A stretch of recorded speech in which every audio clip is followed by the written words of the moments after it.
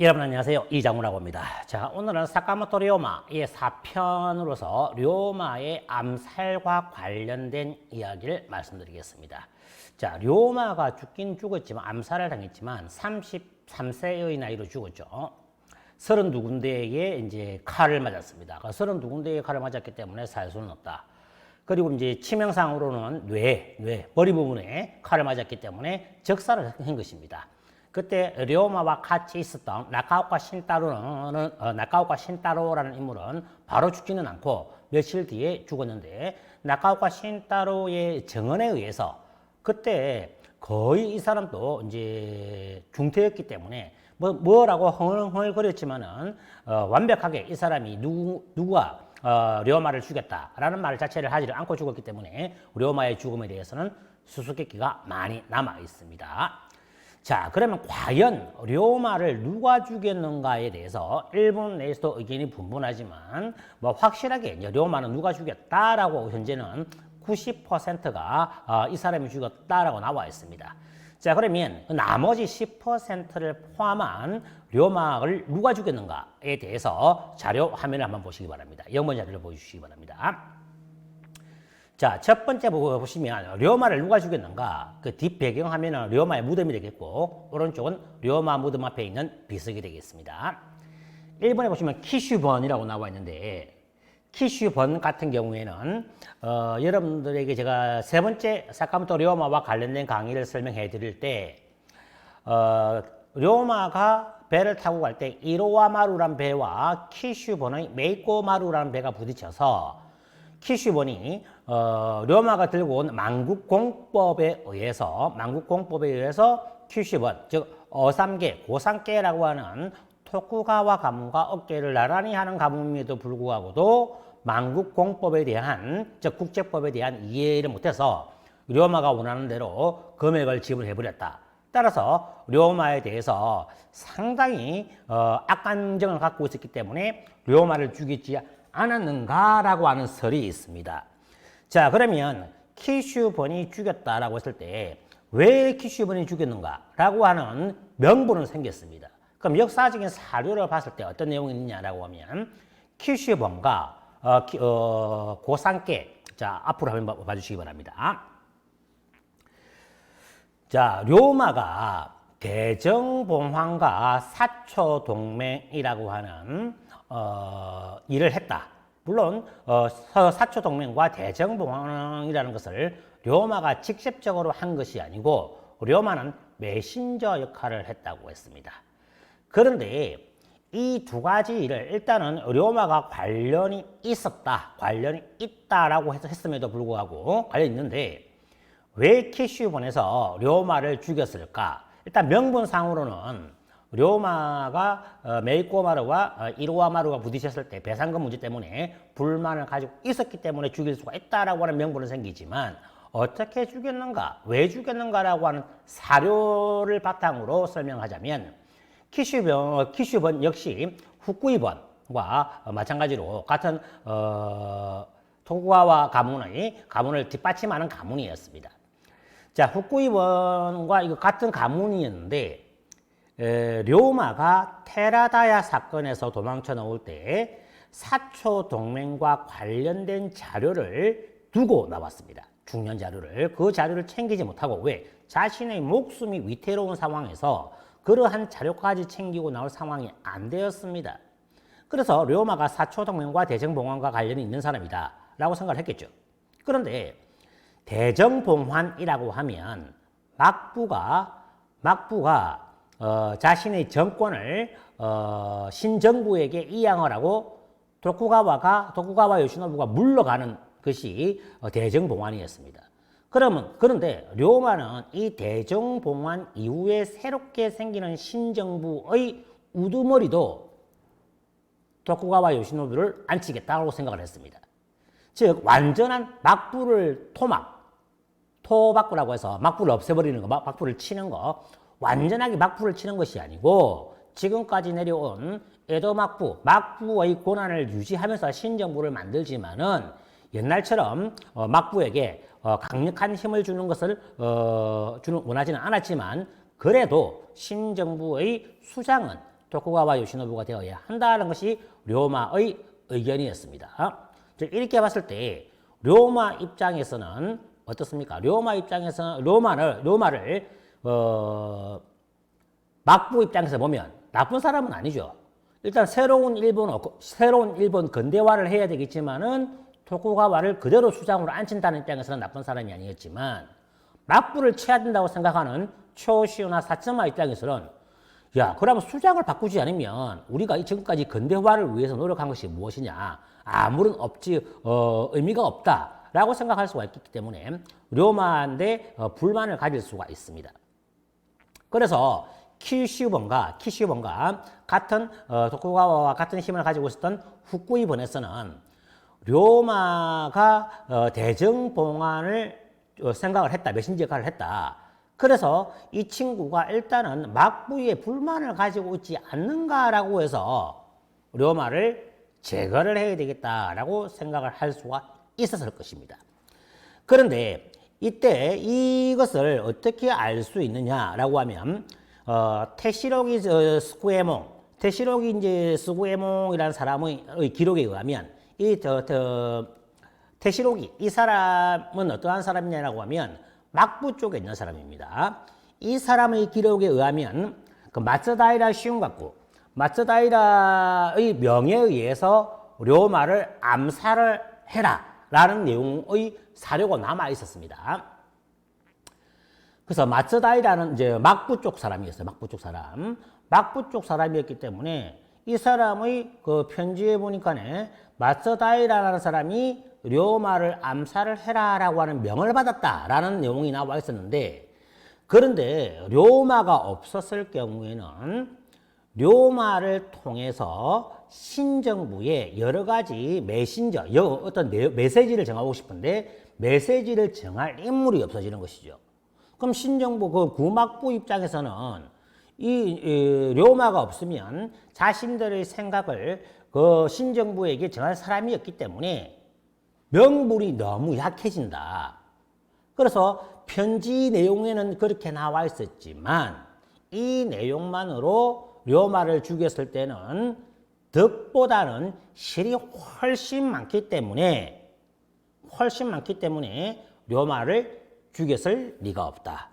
그리고 이때 당시만 하더라도 뭐 통신수단이라든가 이런 것이 발달되어 있지 않기 때문에 료마에 대해서 료마가 대정봉원과 사초동맹을 했다라고 하는 착각을 할 수가 있습니다. 왜 그러냐면 사초동맹과 관련된 중요한 문서를 테라다야 사건 때 도망 넘을 때 두고 왔기 때문에, 그래서 료마가 이 일을 저질른 것이 아닌가라고 착각을 할 수가 있겠지만 나중에 모든 다른 사료를 보니까 료마는 그때 메신저 역할을 한 것뿐이지 료마를 실질적으로 죽인 것은 아니다 라는 것을 알 수가 있었습니다. 다시 우리 0번 화면을 다시 보여주시기 바랍니다. 0번 자료를 보여주시면 료마를 누가 죽였는가에서 키슈번은 아니다 라는 것을 알 수가 있었습니다. 자, 두 번째는 이제 신생구미라는 설이 있는데, 이 신생구미는 제가 여러분들에게 한 3편에서 4편 정도로 나누어서 신생구미에 관해서 여러분들에게 설명할 일이 있을 것입니다. 다시 앞으로 와주시기 바랍니다. 왜 신생구미라는 설이 나오느냐? 신생구미가 테라다야 사건, 그 다음에 이테라야 사건을 일으킬 때 이 사람들이 여러 사람들을 죽이고 살해를 했습니다. 그 우리가 살인자, 이것을 일본어로 히토고로시라고 표현하는데, 신생구미는 히토고로시로서 굉장히 유명한 단체였습니다. 이 신생구미는 교토의 치안을 담당하는 비선 조직, 즉 일반적인 조직이 아니고 마츠다이라 슌가쿠가 다스리는 그 사람의 밑에 있는 조직이었습니다. 그래서 이 신생구미가 하도 사람을 잘 죽이고 마츠다이라 슌가쿠가 료마가 이렇게 여러 가지 일을 하지 않았는가라고 착각을 해서 료마를 죽일 때 신생구미를 시켜서 죽이지 않았는가라고 생각할 수가 있겠지만, 제가 앞에서 말씀드린 것처럼 료마라고 하는 메신저가 없었을 경우에 신정부와 여러 가지 의견 조율을 할 수 있는 사람이 없다. 따라서 덕보다는 실이 많기 때문에 신생구미가 죽였다라는 설도 맞지 않다라는 것을 알 수가 있겠습니다. 자, 그럼 다시 0번 자료 다시 한번 보여주시기 바랍니다. 보시면 이제 3번 제외하고 4번에 보면 사이고 타카모리가 죽였다는 설도 있습니다. 그 사이고 타카모리라고 하면 다시 앞으로 봐주시고 사츠마번의 리더죠. 사츠마번의 리더인데 료마는 대정봉환을 주장을 했습니다. 근데 대정봉환을 주장하는데 신정부에서의 수장도 역시 토쿠가와 요시노부가 되어야 한다라고 생각을 했습니다. 근데 사츠마와 초시 도사본에서는 아니다. 새로운 술은 새 푸대에 담아야 된다라고 생각했기 때문에 토쿠가와 요시노부는 영원히 은퇴를 해야 된다고 생각을 했어요. 따라서 영원히 은퇴를 해야 된다라고 생각했기 때문에 사이고 타카모리 입장에서는 료마가 걸림돌이 될 수 있겠죠. 따라서 료마를 없애버려야만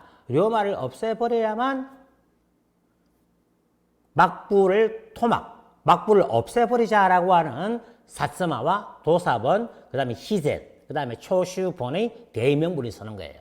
그래서 사이고 타카모리가 료마를 죽일 만한 충분한 명분은 있지만 초슈나 그 다음에 사츠마, 도사는 료마의 고향이 되겠고 히젠, 지금의 사가연, 이 사람들이 료마를 죽였다라고 하는 사료가 단 한 건도 남아있지 않습니다.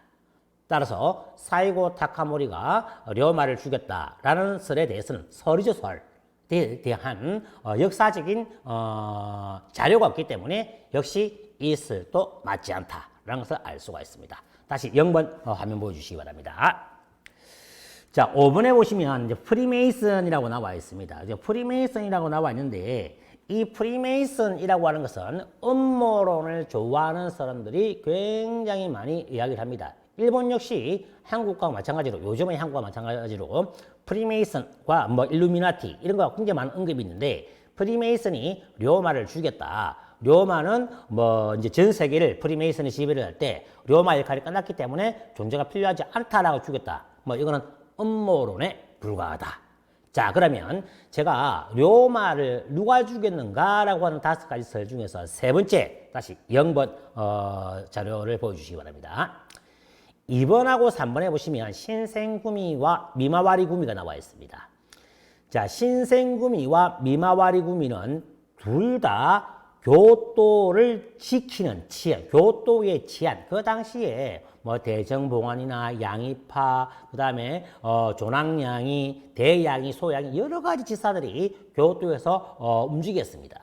그래서 이 사람들이 하도 사람을 많이 죽이고 설치고 다니기 때문에 이 사람들을 다스릴 만한 이 지사들을 제어할 만한 조직이 빌렸는데 미마와리구미는 교토에서 실질적인 즉 교토의 에도 막부의 법 아래에 제도에 맞는 실질적인 조직이 미마와리구미고 신생구미는 앞에서 말씀드린 것처럼 비선조직, 마츠다이라 시운가쿠 하에 있는 비선조직이라고 했습니다. 그래서 이 두 조직이 그 당시에 교토 치안을 담당을 했습니다. 그러면 미마와리구미가 죽였다라는 설이 제일 정확한 설이 되겠습니다. 그러면 미마와리구미가 죽였다는 설이 제일 정확한데 거기에 대한 사료는 남아있는가? 엄청나게 많은 사료가 남아있고 또 미마와리구미의 일원인 이마이 노부로라는 사람이 스스로 자백도 했습니다. 내가 료마를 죽였다라고 자백도 했기 때문에 미마와리구미가 료마를 죽였다라는 설이 또 미마와리구미 중에서 이마이 노부로라는 사람이 료마를 죽였다라는 설이 90% 정설이다라는 것을 알 수가 있었습니다. 자, 그럼 여기서 여러분들이 일단은 료마는 테라다야 사건 이후로 테라다야는 료마가 단골로 머물렀던 료마뿐만 아니라 사츠마 출신들이 단골로 머물렀던 여관이 되겠습니다. 주막이죠. 주막이었습니다. 자, 이때 테라다야 사건에서 2차 테라다야 소동 사건에서 료마가 죽을 뻔했기 때문에 료마는 테라다야에 머물 수가 없겠죠. 왜? 자신의 목숨을 노리는 조직이 워낙 많고 워낙 많은 사람이 자신을 죽이려고 했기 때문에 테라다야에 머물 수가 없습니다. 그러면 료마는 새로운 머물 곳을 찾아야 됩니다. 료마는 많은 사람들의 눈을 피해서 자신에게 제일 적당한 곳이 어딘가라고 찾아야 되는데 료마를 아끼는 많은 사람들이 료마에게 사츠마 사츠마번의 저택에 머물도록 권유를 했습니다. 왜? 사츠마는 그만큼 파워도 있고 테라다야 사건에서 료마를 구해준 번이기도 하죠. 목재상에 숨어있던 료마를 찾으러 가서 료마가 더 이상 위험에 처하지 않도록 했던 번이 사츠마 번이 되겠습니다. 그래서 사츠마 번에 들어가서 료마가 안전하게 활동할 것을 권했는데 그것을 권한 사람이 누구냐? 테라다야의 주인인 오토세라는 사람이 되겠습니다. 그 외에 료마를 아끼는 사람들이 대부분 료마에게 사츠마 번저에 들어가라 라고 했는데 료마는 들어가지 않았습니다. 왜 들어가지 않았을까요? 목숨이 중요한데. 제가 료마와 관련된 3편에서 1, 2, 3편 다 설명해 드렸습니다. 카이엔타이, 해원대에 대해 설명을 했죠. 해원대가 뭐라고 했습니까? 세카이노 카이엔타이, 세계의 해원대라고 해서 여러 번들과 그다음 외국과 무역을 하는 해원대의 수장이 료마였습니다. 그러면 료마는 이 해원대의 본부가 교토의 스야라는 곳에 있습니다. 스야라는 목재상이 있는데 거기서 머물렀어요. 자, 그러면 왜 자신의 목숨이 까딱까딱한 또 교토에서 왜 사츠마 번저택, 원래 이 사츠마 번저 했을 때 사츠마 번저는 쉽게 말하면 뭐냐면 영사관 같은 역할이었어요. 우리가 지회법권이 있죠. 즉 교토에 사츠마 번저택이 있으면 거기는 교토의 미마와리궁이든 신생궁이든 들어갈 수가 없습니다. 왜? 대사관 같은 역할을 하고 있기 때문에. 거기에 들어가면 료마가 굉장히 안전하게 지낼 수가 있는데 왜 들어가지 않는가? 이유가 딱 하나입니다. 그 대사관 사츠마 번저는 귀가 시간이 정해져 있었습니다. 일본어로 표현하면 몽겐이라고 하는데 문문자에다가 제한할 때 한자 몽겐 귀가 시간이 저녁 7시였어요. 우리가 일반적으로 비즈니스 하면 어떻게 합니까? 술 한잔 해야 되죠. 대화를 해야 되죠. 여러 사람을 만나야 되죠. 그러면 그 당시만 하더라도 비즈니스가 물론 지금도 비즈니스가 뭐 낮에 하는 경우도 있겠지만 주로 저녁에 많이 술자리를 가지면서 하죠. 그 당시에 일본에서 료마는 많은 해원대를 먹여 살리기 위해서는 해원대 대원대를 먹여 살리기 위해서는 무역을 해야 되고 여러 가지 비즈니스 상담을 해야 되는데 사츠마 번저에 들어갔을 경우에는 7시까지 기간을 해야 된다. 도저히 비즈니스를 할 수가 없어요. 그래서 사츠마 번저를 선택하지 않고 카이엔타이의 교토 본부가 있는 스야라는 곳에 머물면서 계속 료마는 비즈니스에 관련된 일을 했던 것이 되겠습니다. 자, 그러면 일본 사진을 한번 보시기 바랍니다. 일본 사진을 보시면 테라다야가 있고 스야가 있죠. 옛날 교토의 위치가 되겠습니다. 그러니까 스야와 테라다야의 거리는 그렇게 먼 거리는 아닙니다. 한 블럭 정도 되어 있었는데 테라다야 같은 경우에는 많은 사람에게 알려져 있고 이 테라다야에 머물 경우에는 료마가 언제 목숨을 잃을지 모르기 때문에 그 근처에 있는 스야에 가서 요 스야라고 하는 곳의 2층에서 머물면서 료마는 활동을 한 것이 되겠습니다. 그러면 료마가 어디 출신이라고 했습니까? 도사번 출신이죠. 그럼 도사번저에도 들어갈 수가 있을 것인데 자, 2번 자료 화면 보여주시기 바랍니다. 자, 도사번저에도 들어갈 수가 있겠지만 료마는 도사번저에도 들어가지 않았습니다. 도사번저와 사츠마 번저택 거리를 보시면 꽤 많이 떨어져 있다는 것을 알 수가 있습니다. 그런데 그림상으로 봤을 때는 꽤 많이 떨어져 있지만 도보 10분 거리였습니다. 따라서 그 당시에 료마는 테라다야 사건 이후 자신의 목숨이 위험하다는 것을 알고 도사 번저에 머물지 않고 주로 자신은 사츠마번 출신이다 라고 하면서 뻥을 치고 다녔습니다. 왜? 도사번 출신의 료마라고 했을 때는 다시 자신의 목숨이 위태로워질지도 모르기 때문에 사츠마번 사람처럼 행동을 하면서 다녔습니다. 그리고 여차하면 또 아까 스야라는 곳과 테라다야라는 곳은 사츠마번 근처에 있습니다.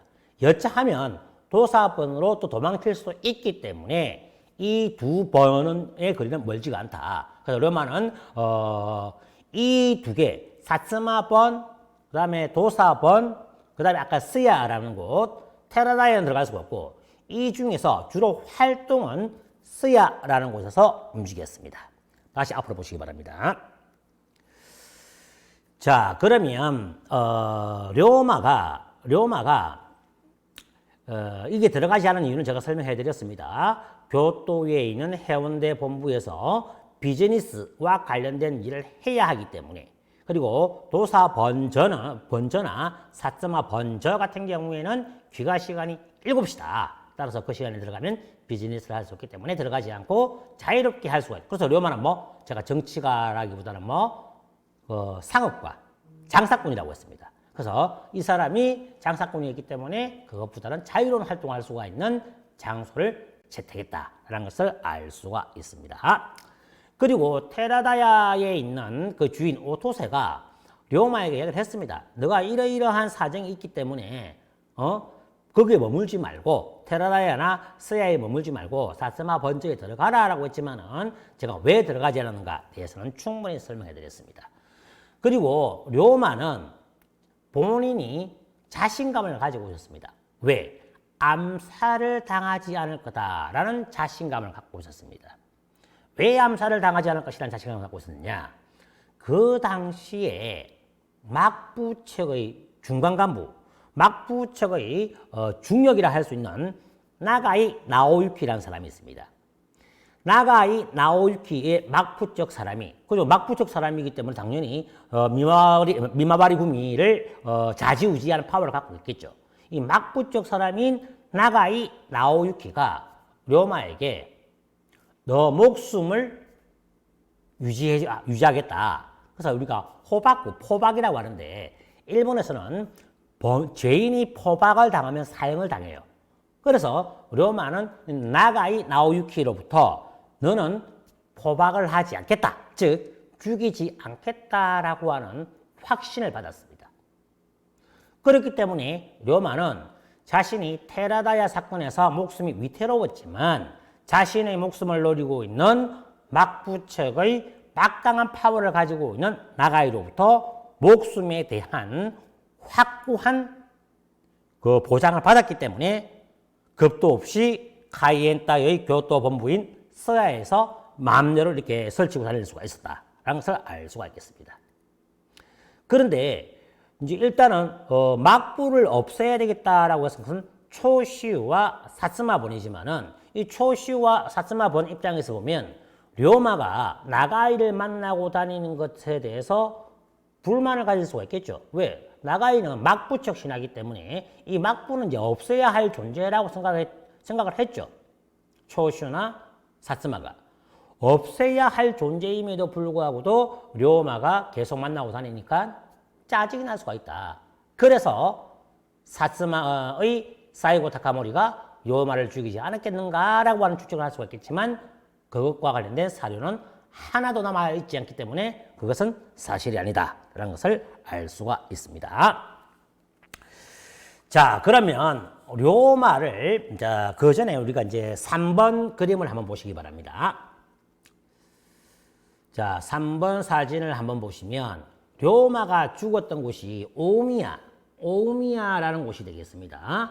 이 오미야라는 곳에서 료마가 죽었는데 지금 이 오미야가 있는 곳이 되겠습니다. 이 보시면 카이텐즈시 회전초밥이 지금 있죠.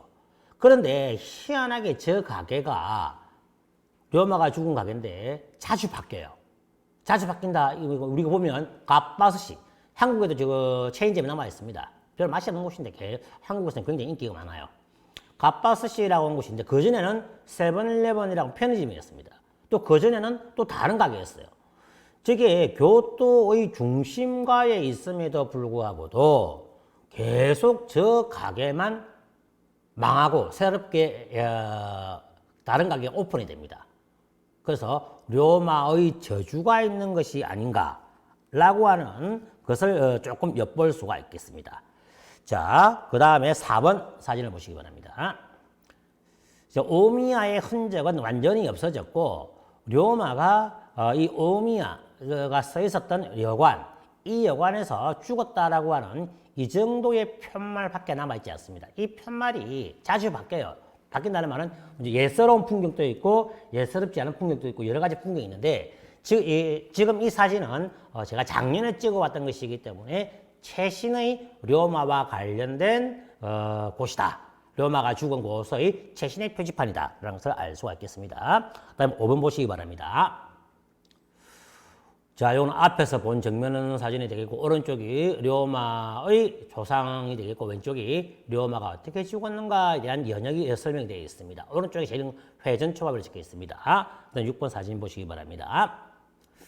6번 사진 보시면 역시 이제 료마가 여기서 조난, 죽었다 라고 나와 있는 입간판이 되겠습니다. 그럼 7번 사진. 이제 료마가 어떻게 죽었는가에 대해서 저기에 상세하게 내용이 나와 있습니다. 여러분들이 시간이 되시면 한번 교육도에 가보시면 오미야 여기에 한번 찾아가 보시면 저런 사진과 저런 표지판을 보실 수가 있을 것입니다. 그다음 8번 사진 보시기 바랍니다. 자, 역시 관련된 사진을 제가 다양한 각도에서 사진을 찍어 왔습니다. 그 다음에 9번 사진 보시기 바랍니다.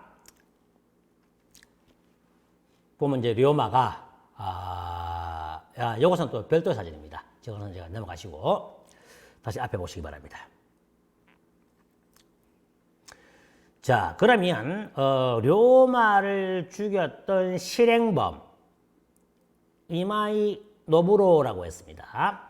그럼 이마이 노부로가 료마를 죽였다라는 역사적인 사료에 대해서 제가 한번 알아보도록 하겠습니다. 자, 카츠라 하야노스케가 쓴 편지가 있습니다. 자, 카츠라 하야노스케는 미마와리 구미의 일원이었습니다. 미마와리 구미의 한 사람이었어요. 이 사람이 쓴 편지에 보면 내가 미마와리 구미에 이력서를 제출했다라는 내용이 나와 있습니다. 무슨 이력서냐? 자기가 왜 미마와리 구미에 이력서를 제출했는가라고 상세히 편지에 나와 있는데 미마와리 구미에서 료마를 죽일 사람을 모집한다라고 하는 비밀리에 공개 채용 광고가 있어서 내가 료마를 죽이기 위해서 미마와리 구미에 이력서를 제출했다라고 하는 편지가 발견되었습니다. 그 편지가 지금도 료젠 역사관이라고 해서 교토에 가보시면 료마와 신생구미와 관련된 역사관이 있습니다. 거기에 자료가 남아 있어요. 그런데 전시는 하지 않고 굉장히 중요한 물품이기 때문에 따로 창고에 보관하고 있습니다. 그런데 그 당시에 료마를 죽일 암살범을 찾고 있었는데 왜 이력서를 제출받았는가? 신기하죠? 자, 그 이유는 료마는 굉장히 발이 넓었다고 했습니다. 장사꾼이었기 때문에 여러 사람을 만났다. 따라서 이 료마와 조금이라도 관련이 있었을 경우 료마를 죽이지 않고 오히려 료마를 죽인다고 하는 미마와리 구미의 모집 광고 때문에 료마가 분노해서 막부를 완전히 깨부술지도 모른다. 그 당시만 해도 료마는 막부의 토쿠가와 요시노부를 신정부의 우두머리로 만들 생각을 하고 있었죠.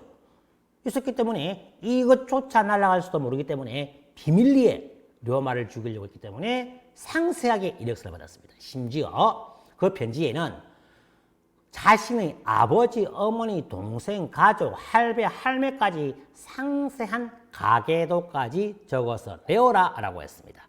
그만큼 료마를 죽이기 위해서 다양한 시도를 했는데 그 중에 이력서를 보고 상상 가계도를 보고 료마와 관련이 있는가 없는가까지 조사를 해서 료마를 죽이기 위한 철저한 계획을 세웠다라는 것을 알 수가 있겠습니다.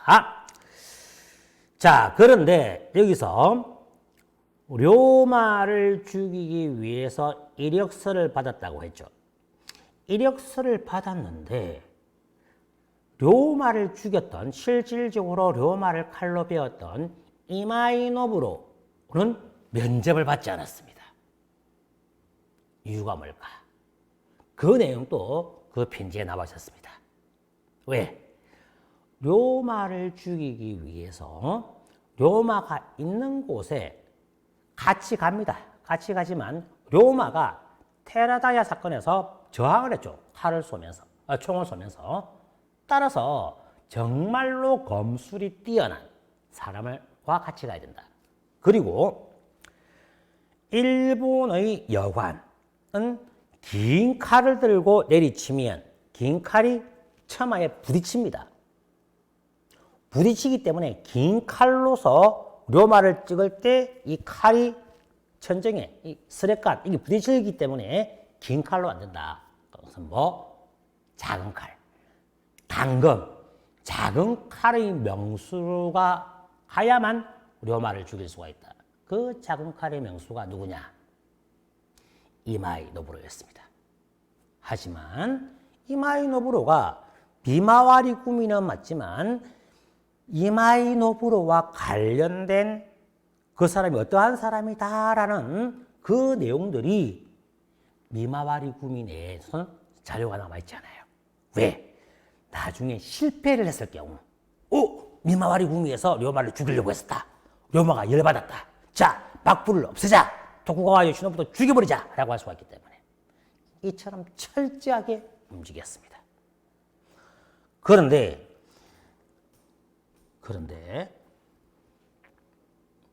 료마가 스야라고 하는 교토의 해원대의 교토 본부에서 활동을 했지만 잠자리는 어디에서 했느냐? 오미야라는 곳에서 했습니다. 오미야, 다른 사람에게 알려지지 않은 곳이에요. 다른 사람에게 알려지지 않은 이 오미야에서 료마가 머물렀다. 그럼 왜 하필이면 오미야인가? 일단은 료마가 번저에 안 들어간 이유는 자유로운 활동을 하기 위해서. 그럼 왜 오미야에 머물렀는가? 간단해요. 오미야, 아까 몇 번입니까? 9번 한번 보여주세요. 다시 9번. 9번 자료를 보시면 오미야는 대로변, 8번 보여주십니다. 8번. 오미야는 대로변에 있습니다. 대로변에.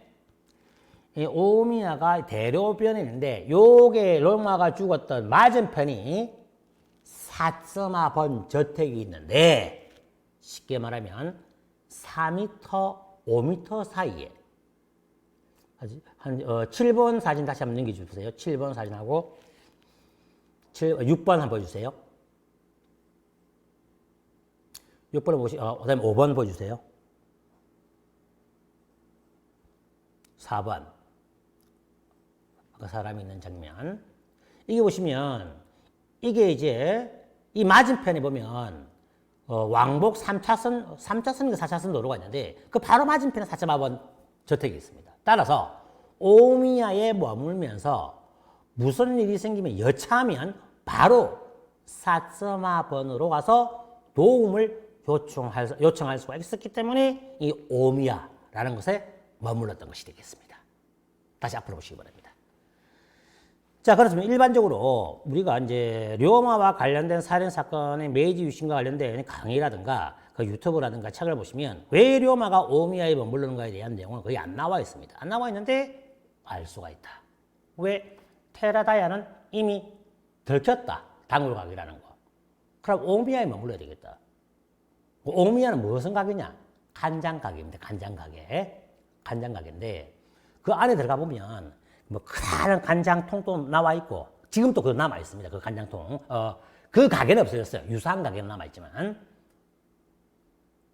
그 가게 바로 맞은편에 4.5번 주택이 있다. 따라서 여차하면 4.5번으로 도망갈 수가 있었기 때문에 오미야에 머물렀던 것이다.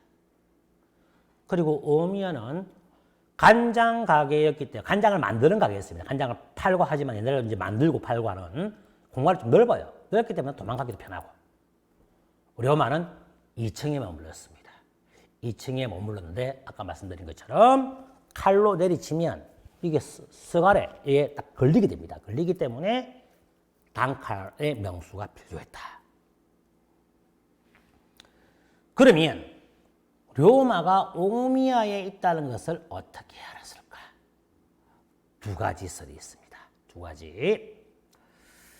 첫 번째는 료마가 막부의 나가이라는 사람과 친하다고 했죠. 나가이라는 사람으로부터 자신의 목숨에 대한 보장을 받았다. 죽이지 않겠다라는 보장을 받았다고 했습니다. 그래서 그 사람과 여러 가지 앞으로의 신정부를 어떻게 꾸려나갈 것인가에 대해서 대화를 하기 위해서 굉장히 많이 왔다 갔다 했습니다. 그런데 이 나가이라는 사람 집이 여기 있고 오미야가 여기 있으면 이 가운데에 미마와리 구미의 숙소가 있었어요. 그러면 료마가 왔다 갔다 하는 걸 자주 봤겠죠. 료마가 나가이 저기 들어가네. 료마가 지 숙소에 들어가네. 응? 료마가 오미야에 있네. 오케이. 료마를 죽이려고 해야 되는데 료마가 어딘지 몰랐다. 그런데 보니까네 오미야에 있다. 있는 장소를 알았다. 그 설이 첫 번째. 두 번째 설. 미쯔비시를 세운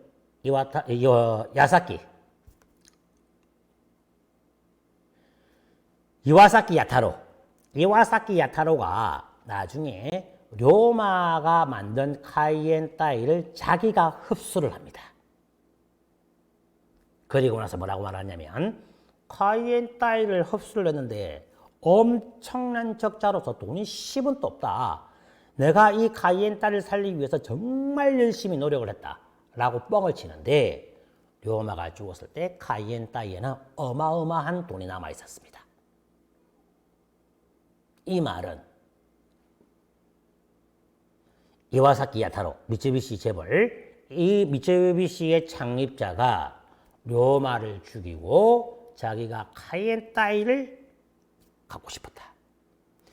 이와사키 야타로는 료마와 같은 고향의 사람. 따라서 료마와 서스럼 없이 허물 없이 지냈던 사이입니다.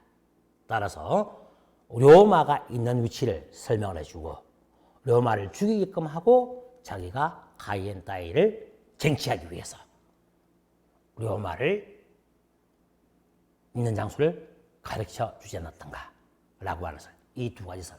어느 것이 맞는지는 모르겠습니다. 그런데 이와사키 야타로가 했다는 설도 맞고 둘 다 반반입니다. 자, 그러면 료마를 죽여라고 시켰던 사람이 누구인가? 미마와리 구미의 이마이 노부로가 죽였지만 누가 시켰는가?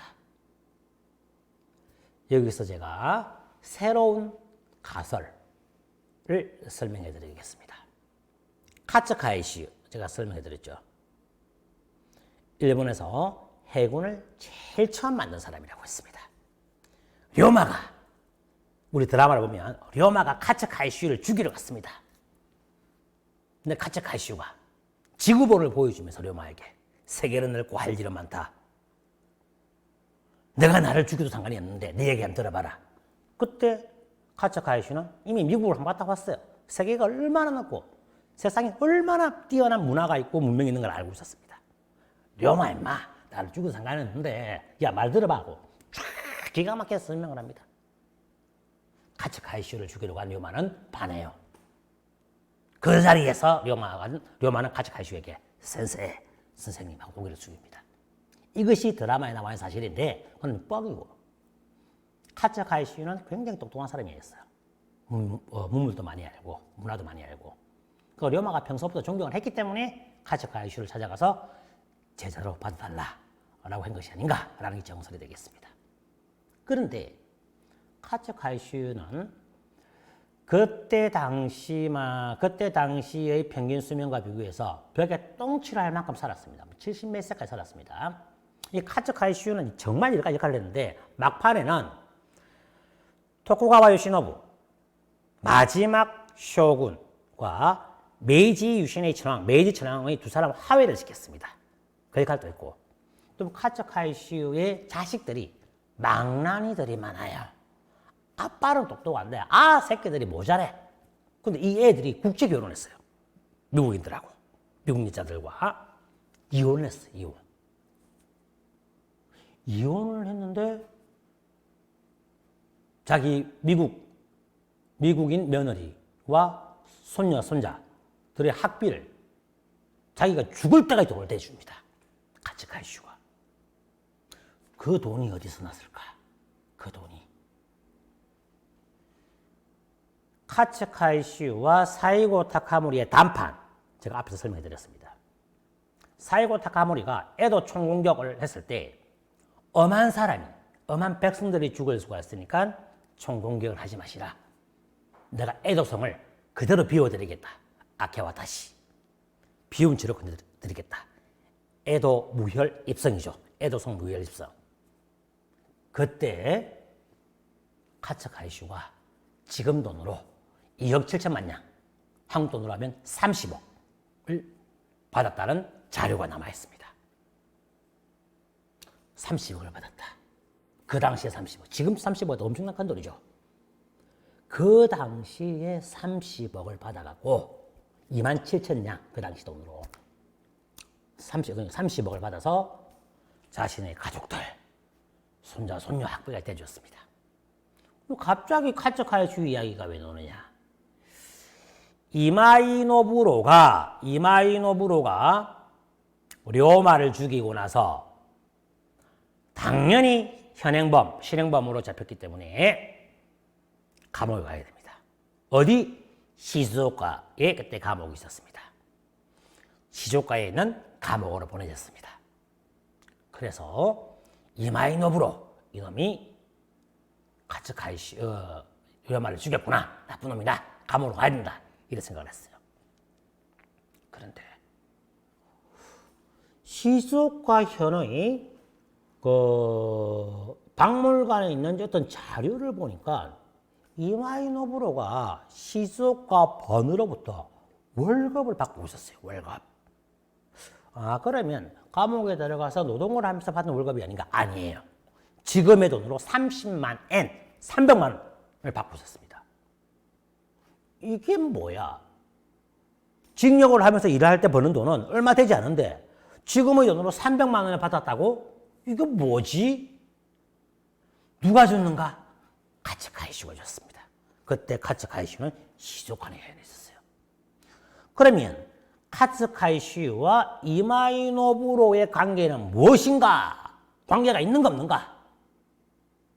그냥 카츠카이슈가 돈이 많기 때문에 이 사람이 사람을 주겠지만 먹고 살아야 되니까 돈을 준 것이다. 주는 돈 치고는 300만 원. 너무 많다. 좀 너무 관계가 좀 하지 않나? 너무 억척 아닙니까? 라고 생각할 수 있겠죠. 하지만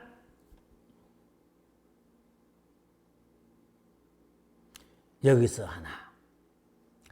직기신각계류. 한 번 더. 직기신각계류. 직심영류라고 하는 일본의 또 무술파가 하나 있습니다. 그 직기신각계류의 동문이 카츠카이슈와 이마이노부로 이 두 사람이 그때부터 알고 지내는 사이였어요. 신기하죠. 어떻게 기가 막히게 카츠카이슈와 이마이노부로가 동문이었는가? 자료에 남아 있었습니다. 둘이가 친했어요. 그러면 카츠카이슈는 이마이노부로가 당금을 잘 쓴다는 사실을 알고 있었다. 그러면 카츠카이슈가 료마를 왜 죽였지? 카츠카이슈는 막부의 신하이면서 토막파, 막부를 없애고 일본을 새롭게 근대화를 해야 된다라는 생각을 갖고 있었습니다. 근데 료마는 배정 봉환할 때 토쿠가와 요시노부를 수장으로 만들어야 된다라고 생각을 하고 있었죠. 카츠카이슈의 제자인 로마였지만 료마가 계속 이것을 주장하면 료마가 말빨을 쓰기 때문에 이걸 주장하면 일본의 새로운 근대화가 될 수가 없다. 토막이 막부를 없앨 수가 없다라고 생각했던 것이 되겠습니다. 카츠카이슈 입장에서는 료마가 걸림돌이었다. 그래서 카츠카이슈가 료마를 죽이지 않았는가 라고 하는 설이 요즘에 쫙 올라오고 있고 자료가 속속히 발견되고 있습니다. 이마이 노부로와 카츠카이슈가 그런 관계였다니, 동문이었다니. 자, 17번 사진 보여주시기 바랍니다. 17번 사진 보여주시면 이게 이제 살인사건 현장입니다. 위에 보시면 료마와 나카오카 신타로가 있죠. 2층에. 그 다음에 1층에는 이 가게의 주인이 나와 있습니다. 이 가게의 주인인데 이때 료마는 사이탄이라는 이름으로 바꿔 있었습니다. 바꿨다기 원래 료마의 성이 사이탄입니다. 그래서 제가 다음 시간에 설명을 해드리겠습니다. 그래서 료마를 습격하러 온 사람이 료마가 있습니까? 라고 하지 않고 사이탄이 상이 이마스까? 오래 물었기 때문에 주인 부부는 아무 의심 없이 료마가 있는 방을 안내를 했죠. 왜? 료마가 있습니까? 라고 했으면 절대 안내를 하지 않았을 겁니다. 우리가 이 방을 보시면 긴 칼로는, 즉 일반적인 일본도 가지고는 료마를 죽일 수가 없다. 왜? 천장도 낮고 스가레가 있기 때문에. 따라서 단검의 명수가 아니면 료마를 죽일 수가 없다라는 것을 알 수가 있습니다. 그 다음에 18번 그림 보여주시기 바랍니다. 이제 이게 료마가 왼쪽이고 그때 같이 죽었던 오른쪽 사람이 나카오카 신타로라는 사람이 되겠습니다. 이것은 어디 있느냐? 료마의 무덤은 료우젠 역사관 옆에 보면 호국고 진자라고 해서 호국 신사가 있습니다. 그 호국 신사 내에 료마와 나카오카 신타로의 무덤이 같이 있습니다.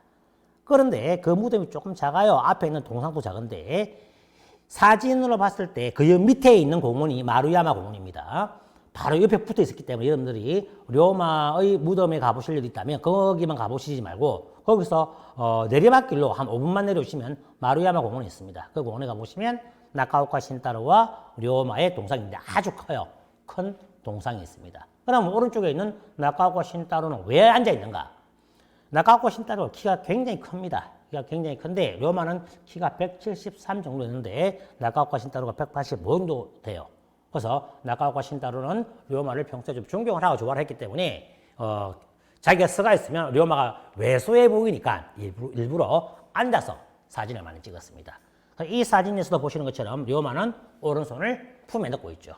테라다야 사건에서 손에 흉터, 베인 자국이기 때문에 보기 흉해서 항상 오른손을 기모노 안에 넣어서 찍었습니다. 그 다음에 19번 사진 보시기 바랍니다. 이게 이제 료마의 무덤이 있는 곳에서 바라본 료우젠 역사관이 되겠습니다. 이 료우젠 역사관에 가보시면 료마를 죽일 때 사용했던 칼, 그 다음에 신생구미와 관련된 이야기, 이런 자료들을 볼 수가 있는데 사진 촬영 금지입니다. 그런데 저는 찍어 왔습니다. 죄송합니다. 20분 보겠습니다.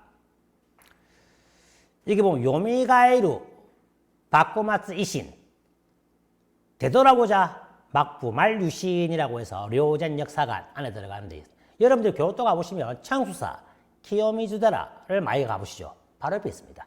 그래서 키요미즈다라 청수사만 가시지 마시고 반드시 저기도 한번 꼭 가보시기 바랍니다. 그 다음 21번. 여기 보면 이제 막부말 제일 왼쪽에 있는 사람이 사이고 타카모리, 그 옆에 있는 사람이 키도 타카요시, 막부의 메이지 유신의 3권 되겠죠. 왼쪽에 그 왼쪽 앞에 있는 사람이 히지가타 토시조라고 해서 신생구미의 부국장이 되겠습니다. 그 옆에 정장을 입고 있는 사람이 토쿠가와 요시노부, 마지막 일본의 쇼군. 그 옆에 있는 사람이 카츠카이시. 그 다음 오른쪽 제일 앞에 있는 사람이 료마가 되겠습니다. 그 다음 사진. 이 칼이 료마를 죽였던 이마이 노부로가 갖고 있었던 칼이 되겠습니다. 역시 사진 촬영 금지인데 아깝지 않습니까? 몰래 찍고 왔습니다. 그 다음 사진. 료마의 상이 나와 있죠. 역시 못생겼다라는 것을 알 수가 있습니다. 그 다음 사진. 못생겼죠? 료마의 실제 모습. 꼴배기 거지 같은 생각. 못생겼어요. 근데 이제 제가 다음 편에서는 료마와 관련된 여러 가지 여자와 관련된 이야기를 해드릴 건데, 그 다음 사진 보시기 바랍니다. 자, 보면 호코쿠 진자라고 나와 있습니다. 이게 료젠 역사가 바로 옆에 붙어 있는데, 료마의 무덤뿐만 아니라 그 당시에 초슈번, 메이지 유신 때문에 많이 죽어나간 초슈번의 지사들 무덤까지 전부 다 유명한 사람들 무덤이 다 나와 있습니다. 26번 사진 보시기 바랍니다. 요 들어간 입구 쪽에 료마의 사진이 있고, 요 입구 입장료가 200엔인가 300엔 했습니다. 우리 지하철 들어가는 것처럼 표를 사야만 그걸 누르고 들어갈 수가 있습니다. 27번. 나와 있죠. 사카모토 료마, 나카오카 신타로의 무덤이 있는 곳이다 라고 나와 있습니다. 뒤쪽에는 호코쿠 진자를 수리하는 장면이 되겠습니다. 28번.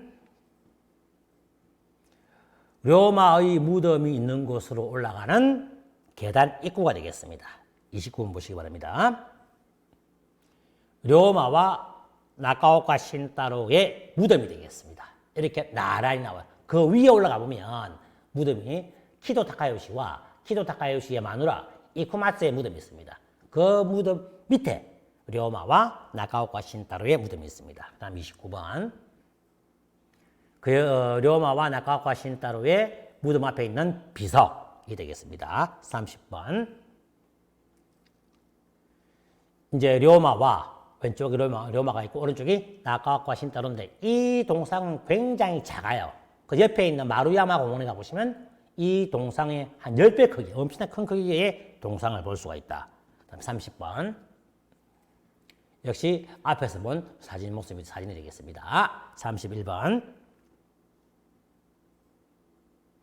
자, 이 사진은 무엇이냐라고 하면 료마가 죽는 아침에 이 족자를 그 료마의 지인이 들고 와서 료마에게 선물을 줍니다. 근데 이 족자를 제가 왜 여러분들에게 보여드리느냐? 우리 유진 PD가 좀 편집을 잘못된 것 같은데, 이 족자 밑에 보면 료마가 죽을 때 튄 핏자국이 나와 있습니다. 그래서 이 핏자국이 있는 족자이기 때문에 료마가 이 족자를 받을 그 아침만 하더라도 자기가 죽을 거라고 생각을 했겠습니까? 나와 있죠. 요 보면 왼쪽에 그 빨간 게 보일 건데 밑에 쪽에 이 전 부분이 핏자국이에요. 핏자국. 아직까지 남아 있어요. 자, 그 다음에 33번 보시기 바랍니다. 영상이 되겠습니다. 료마가 죽었던 그 무덤이 있는 호코쿠 진자의 닌자에서 찍었던 료마와 관련된 영상이 되겠습니다. 제가 핸드폰으로 찍었습니다. 흔들림이 없죠. 이렇게 여러분들에게 좋은 영상을 보여드리기 위해서 직접적으로 여러분들이 가지 않더라도 이렇게 볼 수가 있습니다. 왼쪽에 있는 것이 료마와 나카오카 신타로와 관련된 비석이 되어 있고, 그 다음에 무덤이 있죠. 왼쪽이 료마고 오른쪽이 나카오카 신타로의 비석이 되겠습니다. 요 위에가 키도 타카요시, 메이지 유신의 3벌, 그 사람의 아내 이쿠마츠의 무덤이 있습니다. 그리고 요 무덤에서 바로 교토 시내를 바라볼 수가 있죠. 그래서 무덤이 왜 이 위치에 나와 있는가라는 것을, 왜 여기서 교토 시내를 한눈에 다 볼 수가 있는 것입니다. 그래서 이 료마의 무덤이 여기에 있는 이유를 정확하게 여러분들이 알 수가 있었던 것이 되겠습니다. 다시 한번 앞으로 봐주시기 바랍니다. 자, 료마와 관련된 이야기는 여기서 끝을 맺도록 하겠습니다. 자, 다음 주에는 여러분들과 료마의 여인들, 료마의 첫사랑 히라이카오, 그 다음에 료마와 결혼까지 갈 뻔했던 사나, 그 다음에 료마와 결혼을 한 오료, 그 다음에 료마를 뒷받침해준 누나의 오토메, 그 다음에 료마가 머물렀던 테라다야의 주인 오토세와 관련된 료마의 여인들을 마지막으로 해서 료마와 관련된 이야기를 마치도록 하겠습니다. 료마가 끝나고 나면 이토 히로부미와 관련된 아주 센 이야기도 찍어나겠습니다. 다음 시간에는 료마의 여인들과 여러분들과 만나 뵙도록 하겠습니다. 감사합니다.